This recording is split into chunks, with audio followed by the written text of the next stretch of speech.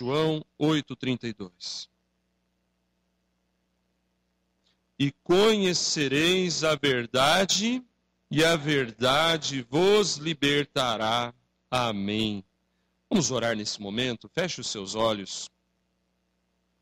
Pai, nós sabemos, ó Deus, que o inimigo é astuto e cruel. E que ele está, ó Deus, rodeando nossas vidas e famílias para tentar roubar, matar e destruir.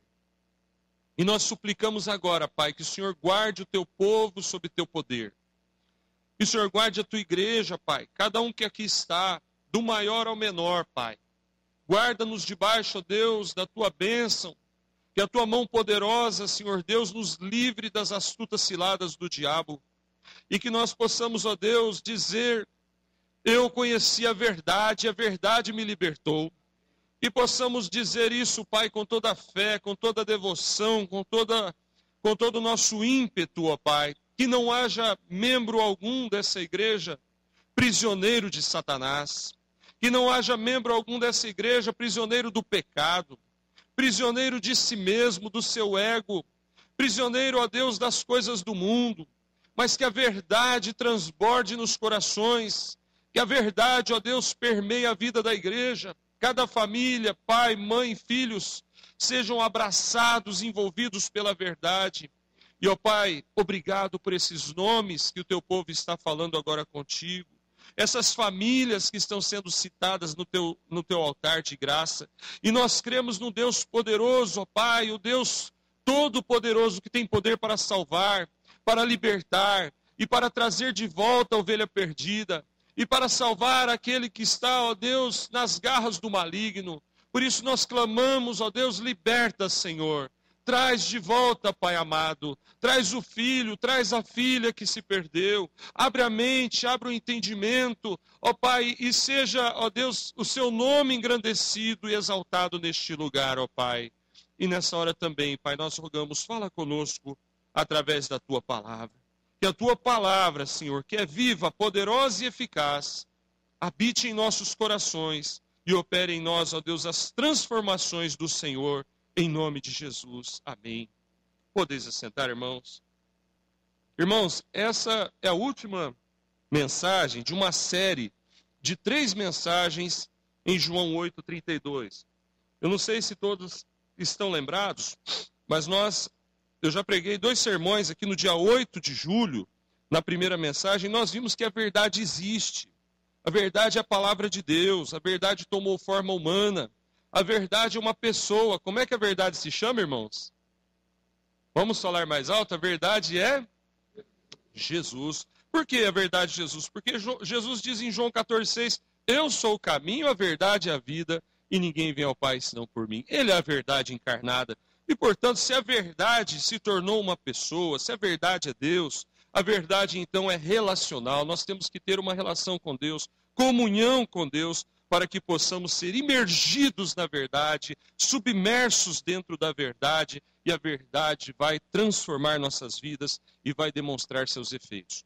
Na segunda mensagem, dia 22 de julho, só para relembrar, nós destacamos a necessidade de se conhecer a verdade.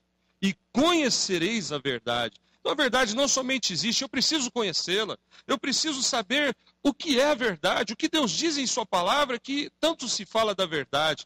Nós falamos que inicialmente a mensagem de Deus vem através do anúncio, da pregação do Evangelho. E o conhecimento da verdade produz em nós um novo nascimento, conforme João 3,3. Que o novo nascimento traz agora esse novo convertido, traz a ele o desejo de ser batizado, o desejo de fazer a sua profissão de fé. Nós falamos também que o arrependimento é um dos efeitos transformadores através do conhecimento da verdade. Quando conhecemos a verdade da palavra de Deus, nós passamos a nos arrepender dos nossos pecados. Nós não queremos mais o pecado, nós começamos a lutar contra o pecado. E, portanto, amados, esse conhecimento da verdade nos leva a uma busca de santificação e crescimento espiritual. Nós terminamos também naquele dia dizendo que o conhecimento da verdade nos dá a esperança da vida eterna em Cristo Jesus. E somente os que conhecem a verdade têm a esperança da vida eterna em Cristo Jesus. Mas, meus amados, nessa noite, encerrando essa série de mensagens de João 8,32, nós vamos também destacar aqui o efeito da verdade na vida daquele que crê, trazendo libertação. Conhecereis a verdade vos... Vamos falar mais forte, conhecereis a verdade vos libertará. A verdade liberta. Aquele que crê na verdade é livre, é liberto. Essa afirmação de João 8,32, amados, foi feita por Jesus num tempo em que os seguidores dele ainda não tinham conhecimento completo da verdade.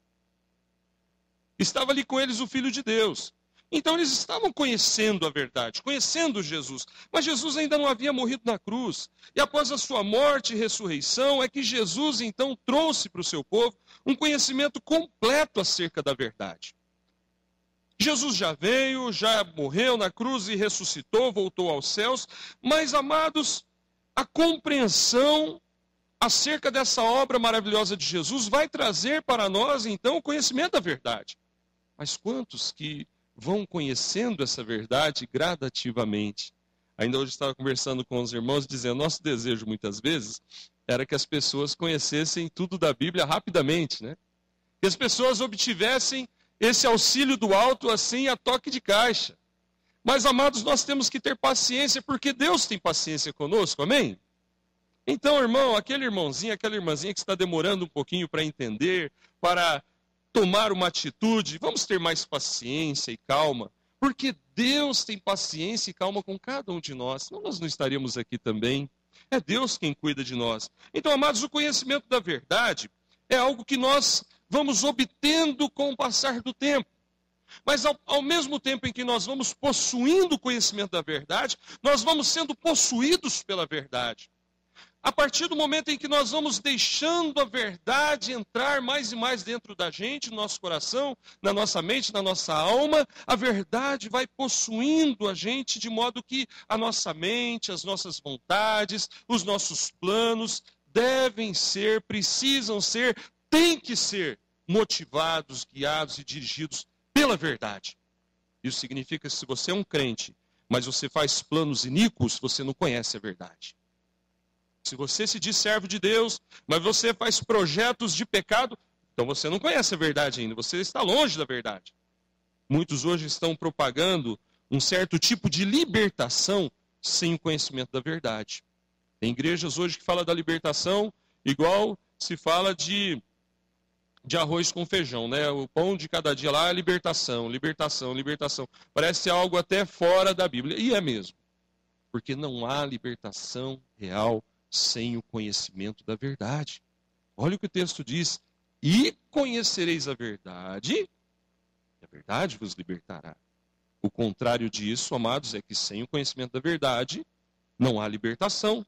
Então há muitos crentes hoje que por não conhecerem a verdade, não são libertos totalmente do pecado. Então, meus irmãos, nós não podemos ser daqueles que parafraseiam o hino, eu venho como estou, né? E fico como estou. Não, eu venho como estou, mas sou transformado. Se alguém falar para você, não, eu vou na igreja depois que eu melhorar, você tem que falar, não, meu querido, você só vai melhorar se eu for para a igreja. Se você conhecer a verdade, você tem que ir para Cristo do jeito que você está, e Jesus vai transformar você. Porque se você for esperar melhorar para ir para a igreja, você nunca vai entregar a sua vida a Jesus. E há muitos que talvez estão dentro de igrejas, mas ainda não entregaram a sua vida para Jesus, porque talvez digam para si próprios, esse pensamento pode até ser uma estratégia maligna, olha, eu não estou preparado, eu tenho esse defeito. Existem crentes hoje que não se preocupam mais com o anúncio da verdade, então eles estão cercados de pessoas destruídas, mas eles não ligam. Onde está o amor ao próximo? Esse é o primeiro grande mandamento, amarás o próximo, amarás o Senhor teu Deus sobre todas as coisas, ao próximo como a ti mesmo. Nós temos então falhado muito. Está cheio de gente destruída em volta de nós. Nós temos falado da verdade para eles. Talvez você conheça gente aqui dentro da igreja que está sendo destruído pela falta do conhecimento da verdade e você tem se calado. Então nessa noite nós vamos falar sobre isso, mas eu queria desde já desafiar você a tomar um posicionamento na sua vida e também na vida em comunhão. Hoje pela manhã nós tivemos um momento gostoso de comunhão, de abraço. Então um momento gostoso, maravilhoso, de comunhão fraternal. E eu queria, amados, que isso se estendesse por toda a nossa existência. Não precisa falar, vamos cantar o cântico tal. Você vê seu irmão, vai lá, dá um abraço, irmão, Deus te abençoe. Você sabe aquele que está com problema, fala, querido, Jesus quer abençoar a tua vida. Não se cale, meu irmão, porque a verdade liberta. Amém, irmãos? Então, se a verdade liberta, eu perguntaria, pastor, mas livre do quê? Eu nunca matei, nunca roubei, nunca fiz um monte de coisa. Olha, irmãos, quando nós falamos sobre a liberdade, quando nós falamos sobre a liberdade, nós precisamos conhecer, entender que Jesus já nos libertou. E do que ele nos libertou? Nós temos que entender também que Jesus está nos libertando. Ora, do que ele está me libertando? O termo libertar significa que anteriormente algo nos prendia, algo nos detinha, algo ditava as normas na nossa vida. Então você queria ir na igreja e esse algo dizia para você, não vai. Não quero ir na igreja, não vai. Você vai ficar aqui vendo televisão, porque eu não vou deixar você ir para a igreja. Você falava, eu quero ler a Bíblia. E esse algo dizia, não vou deixar você ler a Bíblia. Você vai ocupar seu tempo com um monte de coisa e não vai ter tempo para ler a Bíblia. Então você não tinha liberdade. Mas Jesus entrou na sua vida e te libertou, amém? Amém, irmãos? Jesus nos libertou. Jesus quebrou o jugo da escravidão. E existem pelo menos 3 inimigos, amados, terríveis, dos quais o Senhor nos libertou. E a obra do Senhor é de uma contínua libertação, porque a verdade sempre será mais e mais conhecida. Se você encontrar alguém um dia dizendo que já sabe tudo da Bíblia, não creia nessa pessoa, é um mentiroso. Ninguém sabe tudo da Bíblia. Nós estamos sempre aprendendo mais e mais da verdade, da palavra de Deus, porque a Bíblia é uma fonte inesgotável. Diga comigo, fonte inesgotável. Diga assim, fonte eterna. Você está prestando atenção no que você está falando? Uma fonte eterna, não acaba nunca. De quê? De verdade. Da verdade.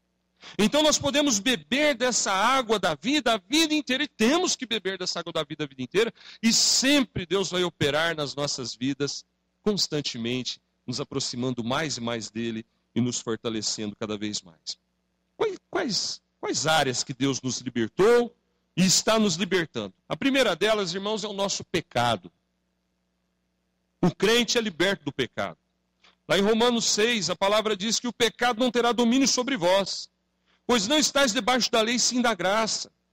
Olha, irmãos, o pecado não terá domínio sobre vós, não estáis debaixo da lei, sim da graça. Irmãos, Jesus nos libertou do pecado que pesava sobre nós e nos transformou de escravos do pecado em servos de Deus.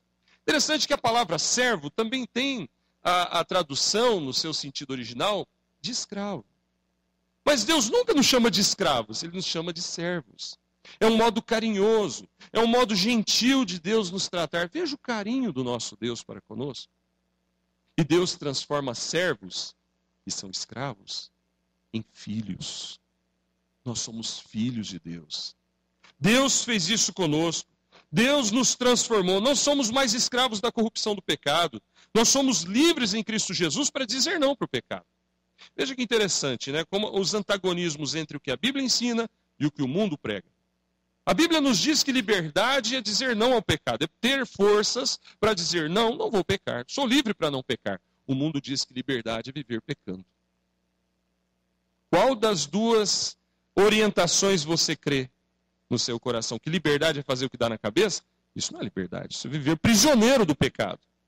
Liberdade é você saber que tal coisa desagrada a Deus. E tal coisa até agrada o seu coração. Mas você diz, não, não vou fazer isso porque isso não agrada a Deus. Amém, irmãos?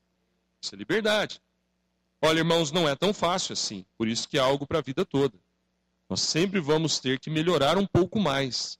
Mas alguns pensam, já que sempre vai ter que melhorar um pouco mais, então vou ficar do jeito que eu estou, não muda nada mesmo. Será que você pensa assim? Isso é outro engano do inimigo. É outra sutileza de Satanás. E olha, o diabo conhece bem a Bíblia, viu? Lembrem que Jesus foi tentado no deserto? E o diabo usou a Bíblia. Então, muito cuidado. O diabo vem para enganar as pessoas. Ele é enganador, pai da mentira. Não caia nas astutas ciladas do diabo. Jesus nos libertou do pecado. Então, isso traz consequências, né, irmãos? O pecado tem consequências, mas a libertação também tem consequências. O pecado destrói, mas o fato de termos nascido de novo trouxe consequências maravilhosas para nós. Preste atenção, porque nós somos crentes, mas não estamos ainda num estágio, num patamar de isenção de pecado. Algumas consequências do pecado. Um jovem drogado, ele vai ter que se esforçar muito mais agora para se livrar do efeito das drogas do que aquele que nunca usou drogas. A palavra liberta. Jesus liberta. Ele é salvo, ele é convertido. Só que agora a luta começou. A luta começa agora. A partir do momento em que ele fala, não quero mais. Aí o diabo fala, vamos ver agora quem que manda. Vamos ver quem manda. Você vai sim, porque eu mando em você. É o que o diabo fala, né? Outro exemplo, aqueles que tiveram uma vida sexual ativa antes de conhecer o Evangelho. Uma pessoa antes de conhecer Jesus praticava o sexo, o pecado do sexo. Olha, Jesus entrou no seu coração, conhecereis a verdade vos libertará. Oh, que maravilha, converteu-se, aleluia. Mas e agora? Os sentimentos, emoções e memórias afetarão a sua caminhada. E durante um bom tempo essa pessoa vai lutar e orar e buscar mais da verdade para vencer as suas fraquezas, porque ela adentrou numa área que não devia, e as consequências do pecado permanecem durante um tempo. Mas Jesus liberta das drogas. Jesus liberta do pecado. Jesus liberta das impurezas. Basta aquela pessoa se apegar em Deus com fé. Basta essa pessoa se quebrantar diante de Deus. E aquele pecado que tenazmente nos assediava, vai embora em nome de Jesus. É preciso buscar. Hoje cedo nós falávamos sobre a busca do poder de Deus. Sede fortalecidos no Senhor e na força do seu poder. É na força do poder de Deus, meus irmãos, que nós venceremos as tentações. Por exemplo, uma outra coisa que pode ser gerador de conflitos, ainda como consequência do pecado, uma gravidez indesejada. Muito cuidado, irmãos, muito cuidado, porque hoje em dia o sexo livre está destruindo vidas, acabando com a moral de muita gente. E quantos estão procurando até clínicas de aborto para matarem seus bebês? Quantos assassinos? Isso é assassinato, irmão. Mas eu não podia deixar isso acontecer, talvez ela dissesse. Você vai prestar contas a Deus, você matou um cordeirinho do Senhor. Deus tem misericórdia. Deus perdoa. Não, eu sei que Deus perdoa. Então pode pecar, peraí. Agora viramos adeptos da ideologia que pode pecar que Deus perdoa. E as consequências na mente dessa menina que agora vai lembrar sempre. Consequências do pecado. O pecado vai trazer outras consequências. Seria muito mais sensato diante de Deus ter essa criança. Passar a vergonha de uma gravidez, sim. Mas Deus iria restaurar, iria abençoar. Seria o mais sensato a fazer. Agora, assumir as consequências. Um outro exemplo, o preso. Não sei se vocês já lidaram com ex-presos, né? É complicado. Só que quando ele estava lá na tal vida louca, né? Ele não pensava em nada disso, não é verdade? Aí a casa caiu, foi para a cadeia, puxou lá alguns anos. Alguns viraram homossexuais ali dentro, outros foram forçados, outros foram violentados, outros foram marcados, tatuados. E agora essa pessoa sai da cadeia. Mas, amados, o tempo que ele passou atrás das grades vai trazer tanta consequência para ele, mental, emocional, psicológica, que a verdade liberta, sim. Mas, amados, o que eu quero dizer é que dependendo do nível ou do grau em que você se envolveu com o pecado, você tem que buscar muito mais de Deus para ser liberto completamente do pecado. Porque do contrário, esse pecado vai te atormentar e você vai estar sempre pecando. E eu quero, em nome de Jesus, que se você estiver vivendo assim, você entre em crise e você pergunte-se a si mesmo, quem sou eu diante de Deus? Se eu sou crente, por que eu estou assim? E que você vá à presença de Deus e fala, Senhor, eu quero ser liberto, porque a tua palavra diz, conhecereis a verdade vos libertará. E aí Deus vai falar para você, então busque mais de mim. Me ame mais, queira mais estar comigo, eu vou te libertar sim, mas você tem que andar comigo, você tem que ser meu, você tem que ser minha, para que eu transforme a sua vida completamente. Porque senão, irmãos, se nós ficarmos brincando com Deus, ninguém será liberto. E a Bíblia diz que sem santificação ninguém verá o Senhor. Então muito cuidado, a verdade liberta, mas o pecado, irmãos, não terá domínio sobre vós, Romanos 6,14, aleluia. Não estás debaixo da lei, estás debaixo da graça, mas quantos estão vivendo em pecado? Então eu pergunto, onde está a verdade? Deus liberta do pecado, amém, irmãos? E a palavra diz, onde está a morte, a tua vitória? Em 1 Coríntios 15, onde está a morte, o teu aguilhão? O aguilhão da morte é o pecado. A arma que a morte usa para destruir vidas é o pecado. Mas graças a Deus que nos dá vitória por intermédio de nosso Senhor Jesus Cristo. Amém? Deus nos dá vitória. Deus quebra as correntes. Deus tira as algemas do pecado, meu irmão. Creia nisso, meu irmão, minha irmã. Creia nisso. Deus transforma a vida da gente. Deus muda a vida da gente. Mas você tem que ter uma decisão firme, um propósito firme e lutar contra o pecado. E a Bíblia diz, portanto, meus irmãos, sede firmes, inabaláveis e sempre abundantes na obra do Senhor, sabendo que no Senhor o vosso trabalho não é vão, o seu esforço não é em vão, a sua ida da igreja não é vão, a sua leitura da Bíblia não é em vão, o seu jejum não é em vão, a sua oração da madrugada não é em vão. Mas eu pergunto, você que está lutando contra o pecado, está fazendo isso? Então, meu irmão, se não está, é hora de fazer. Orar, ler a Bíblia, jejuar, levante madrugada. Está lutando contra o pecado? Então fica bravo. Fica bravo com o pecado. Falou, quer saber? Você vai embora da minha vida. Não te quero mais na minha vida. Eu vou mudar em nome de Jesus. E bota o relógio lá para despertar de madrugada. 3 da manhã, 5 da manhã. E ora lá 10, 15 minutos e volta para a cama mais um pouquinho. Não tem problema não. Não precisa orar até amanhecer o dia não. Eu estou falando isso, irmãos, e é verdade. Deus visita os que oram de madrugada. Quer ter experiência com Deus? Vai orar. Vai buscar. E Deus vai abençoar você. Existe uma outra área que Deus nos liberta e que nós temos que buscar essa libertação com fé, com vontade. É a libertação do nosso próprio eu. Libertação de nós mesmos. Não sei se você já ouviu falar disso. Talvez você já pensou, falou de libertação, o pastor já vai falar do diabo até umas horas, né?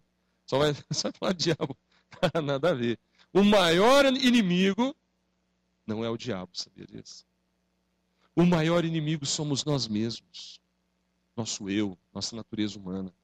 O diabo pode estar a quilômetros e quilômetros de nós e nós ainda continuamos miseráveis pecadores. Porque nós somos pecadores por natureza, nascemos numa situação de pecado. Então nós temos que aprender a vencer o nosso próprio eu. E isso é interessante, amados, porque parece que nós temos parece que tem duas pessoas morando dentro da gente, não é? Um somos nós, que pensamos que estamos no controle, e outro é a nossa alma. Como é que é isso? Que negócio é esse? Parece que eu entendo a Bíblia, mas eu não consigo praticar a Bíblia. Que coisa mais estranha, que esquisito. Eu oro lá na igreja, mas eu saio da igreja, eu mudo. Está errado, não quero ser assim não, pastor. Amém, irmão. Louvado seja Deus, esse é o caminho. Jesus falou com você hoje. A palavra diz, amados, porque eu, mediante a própria lei, morri para a lei, a fim de viver para Deus. Estou crucificado, diz Paulo. Logo já não sou eu quem vive, mas Cristo que vive em mim. Esse viver que agora tenho na carne, ou seja, homem aqui, natural, pessoa do planeta Terra, vivo pela fé no Filho de Deus que me amou e a si mesmo se entregou por mim. Veja, irmãos, estou crucificado. O nosso eu tem que estar na cruz. Porque se o nosso eu não estiver crucificado, ele vai dominar a nossa vida. Nós poderíamos mudar a expressão, em vez de nosso eu ou nós mesmos, falar nossa natureza humana. Também funciona. Deus nos deu uma nova natureza espiritual. Nós agora somos cidadãos dos céus. A Bíblia diz que nosso nome está rolado no livro da vida. Mas nós ainda somos cidadãos do planeta Terra. Somos brasileiros, vivemos num país abençoado por Deus, sim, mas um país amaldiçoado também pelo diabo, né? Um país que está em trevas, em pecado, em morte. Qual das duas áreas prevalece? A natureza humana ou a natureza espiritual? É preciso haver uma junção, amados, mas deve prevalecer a natureza espiritual. Deve prevalecer o novo homem. Do contrário, o seu antigo eu, o nós mesmos do qual falei, continuará predominando. Então é preciso entender, amados, que esse inimigo anda conosco 24 horas por dia. Os nossos maus pensamentos, a nossa preguiça, o nosso comodismo, a nossa má vontade. Nós já falamos do pecado, que tenazmente nos assedia, ou seja, está em volta de nós. Existe o diabo também, é verdade. Mas esse inimigo é a parte mais difícil de vencer, porque exige de nós renúncia. Nós temos que dizer não para nós mesmos muitas vezes, amados. A palavra de Deus diz que a verdade liberta, isso é promessa de Deus. Então nós temos que buscar isso no Senhor em todas as áreas da nossa vida. Tem gente que pensa que não muda. Já cansei de ouvir irmãos falar assim, pastor, eu sou assim mesmo. Já ouviu essa frase? Eu sou assim mesmo. Ah, para com isso. Você pode até entender, eu sou assim mesmo, mas eu tenho que mudar. Amém? Olha, eu tenho esse defeito. Eu sou assim mesmo, é muito fatalista, né? Não tem jeito. Não, eu tenho esse defeito, tenho essa fraqueza, mas Jesus vai me transformar. Isso é fé. Isso é disposição de vencer o seu próprio eu. Então, meus irmãos, trata-se de um estilo de vida que Deus nos oferece na Bíblia. Paulo diz aí uma vida onde o nosso eu está crucificado. Logo já não sou eu quem vive, é Cristo quem vive em mim. Ora, ou seja, Jesus comanda a minha vida. Eu passo a tomar decisões não por minha própria vontade, mas se está de acordo com a vontade de Deus. É como se a gente falasse para a nossa alma, alma, fica quieta aí. A alma fica quieta, coração fica calado. Eu vou ouvir a voz de Deus agora, vou ler a Bíblia. Quantas vezes nós vamos ler a Bíblia, o nosso coração, nossa mente, nossa alma fica falando um monte de coisa para a gente, não consegue. Talvez até aqui dentro hoje você não consegue se concentrar. Você tem que orar e falar, Senhor, controla a minha alma, minhas emoções, meus pensamentos, porque senão não consigo, Senhor. Mas sabe o que pode estar acontecendo? Você pode estar dando vazão para o seu eu lá fora. Então chega aqui dentro, o seu eu quer mandar em você. Sua alma quer controlar tudo. Pois se lá fora você não se submete a Deus, como que você vai se submeter dentro da igreja? Aí quando chega na igreja, a alma fica esperneando, né? A natureza humana fica querendo botar as regras do jogo, né? E tem crente que é tão problemático nisso, que esquece até da Bíblia na hora de resolver assuntos até da própria igreja. Não podemos ser assim, dominados por emoções, dominados por paixões carnais, por pensamentos, por vontades, por costumes, por manias. Não, temos que ser governados pela palavra de Deus. Não é verdade? Amém, irmãos? É a palavra de Deus. Olha, isso não é fácil, eu sei. É difícil, mas é possível em nome de Jesus. Para quem quer, gradativamente vai deixando de ser difícil, passa a ser mais fácil. A partir do momento que você domina uma vez, você vence uma batalha hoje nessa área, amanhã você vai se sentir mais fortalecido e confortável para vencer mais uma. Lá em Barretos é a terra dos peões de gado, né? Então tem uns boi lá, os bois, você sabe, né? Os caras sobem em cima, pula, no outro rodeio, pula de novo. Compare esse animal selvagem aí, indominável, incontrolável, à nossa natureza humana, a sua natureza humana. Que de repente põe as manguinhas de fora e você fica assim, perde o controle. Precisa vencer isso aí, irmão. A verdade nos libertará de nós mesmos. Quantas vezes, no momento de ira, por exemplo, no trânsito, muitos perdem o controle, né? Muitos perdem o controle. Irmãos, tem pessoas que são assim, esquecem que são filhos de Deus. Não adianta botar a culpa no diabo, não, viu? Depois vai falar, mas foi o diabo. Não funciona. Isso é a própria pessoa que está se deixando dominar por si mesmo. Existe uma história, uma ilustração. Eu vou terminar a mensagem de hoje por aqui. Domingo que vem nós continuaremos, porque nós temos a Santa Ceia. E a irmã Arlete está ensaiando as irmãs para o coral. Então nós vamos terminar mais cedo. Cumprir minha palavra, viu, irmã? Em nome de Jesus, né? Uma ilustração interessante. Conta-se que um homem morava num lugar que fazia muito frio, neve, e indo ao trabalho, encontrou uma cobra congelada. Tinha caído uma geada e estava lá a cobra congelada. E ele viu aquele bichinho enroladinho assim, pensou, tadinha, estava dormindo, começou a geada, ela congelou. Puxa vida, eu gosto tanto dos animais. Vamos deixar aí, morta da Silva, né? Lá em casa tem uma lareira, lá um fogão de lenha, tá tão quentinho lá. Ah, vou levar lá para casa, né? Assim, ela vai descongelar e depois eu solto ela, porque, poxa, né, a natureza é tão bela, olha a natureza, né? Levou. Pois lá, foi preparar o seu café da manhã, quando ele viu aquela víbora tinha descongelado e veio para picar ele. Moral da história, irmãos, existem áreas da nossa vida que são como serpentes. Existem áreas da nossa vida que são como serpentes congeladas. Jesus veio e mortificou aquela área. Jesus veio, amados, e nos libertou. E aquela área ficou paralisada pelo poder da cruz de Cristo. Mas a gente fica com tanta dó daquele bichinho. Parece um bichinho de estimação. Né? A gente fica com dó, fica com saudade daquele pecado. Ou num momento de explosão, a gente fala assim, agora não dá, agora eu não aguento, agora eu vou. E a gente pega aquela serpente e coloca num local onde ela possa descongelar. Mesmo sabendo que aquela área vai nos prejudicar. Irmãos, isso é engano da alma. A palavra de Deus diz em Tiago 1,14-15 que cada um é tentado por sua própria cobiça. Veja que nesse texto de Tiago 1,14-15, não fala do diabo, fala da cobiça, ou seja, da fraqueza do homem. Então, meus irmãos, que nós possamos buscar em Cristo a verdadeira libertação, a real libertação do pecado e de nós mesmos. Vamos lembrar que a Bíblia diz lá em Jeremias que o nosso coração é extremamente corrupto. Essa é a natureza humana da qual falamos. Jeremias 17:9, se alguém quiser anotar. Enganoso é o coração mais do que todas as coisas e desesperadamente corrupto. Quem o conhecerá? Só Deus. Só Deus. Que você possa nessa noite buscar em Cristo vencer todas as áreas da sua vida. Amém? Que você possa nessa noite deixar para trás as coisas do velho homem. Que você possa nessa noite pisar a cabeça da serpente, pisar a cabeça do maligno, pisar também as fraquezas próprias que você possa ter.